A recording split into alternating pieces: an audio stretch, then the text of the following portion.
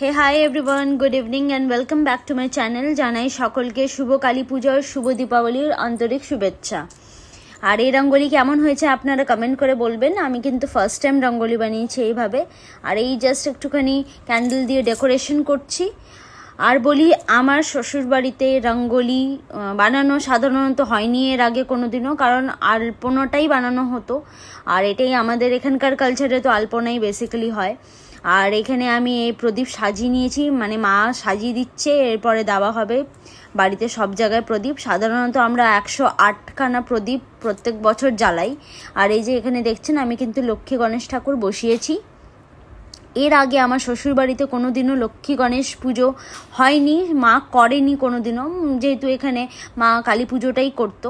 তবে কিনা আমি খুব বেশি নিয়ম জানি না।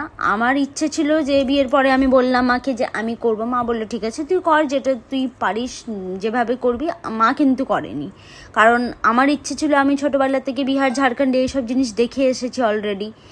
তাই আমি নিজের হিসাবে কোনো ভুল ত্রুটি হলে আপনারা ক্ষমা করবেন, কারণ আমি নিজের হিসাবে যেমন পেরেছি ওইভাবে ঠাকুর আরাধনা করেছি, ভোগ নিবেদন করেছি, যা জানি, যতটুকু জানি, ব্যাস ওইভাবে আমি পুজোটা সম্পন্ন করেছি।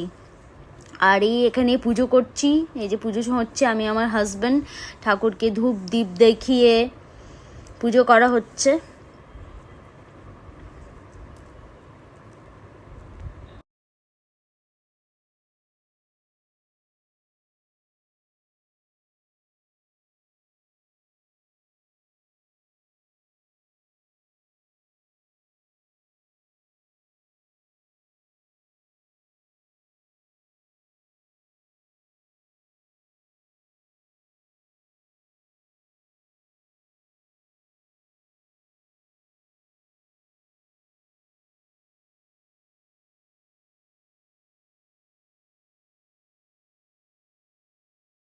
এবারে আরতি শেষে পুজো সম্পন্ন হবে, আর তারপরে কিছুক্ষণ পরে ভোগ তোলা হবে।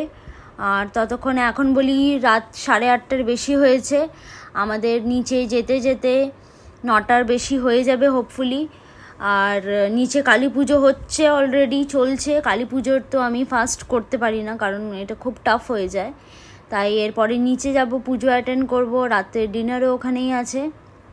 আর তারপরে ফটকা জ্বালাবো।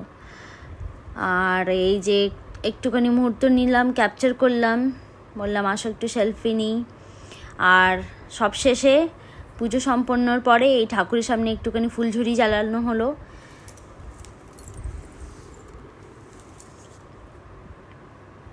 তারপরে বাড়ির বাইরেটা আমরা একটুখানি জ্বালালাম। বাকিটা তো এখানে পসিবল না, নিচে যাব ক্যাম্পাসে, তখন জ্বালাবো ফটকা। আর তারপর দেখি, ওই ভিডিও আমি নেক্সট ব্লগে দেব, কারণ এটা খুব বেশি লম্বা হয়ে যাবে ভিডিও, সেটা শেয়ার করা যাবে না। আর এই যে আমি আমার ব্যালকনি একটুখানি আমি ডেকোরেশন করেছি, খুব বেশি তো করতে পারিনি। এখনকার ভিডিও এখানেই শেষ করছি, এরপরে আসছি ক্যাম্পাসের কালী পুজো এবং বাজি ফাটানোর ভিডিও নিয়ে। আপনারা সবাই ভালো থাকবেন, সুস্থ থাকবেন, টাটা, হ্যাপি দীপাবলি।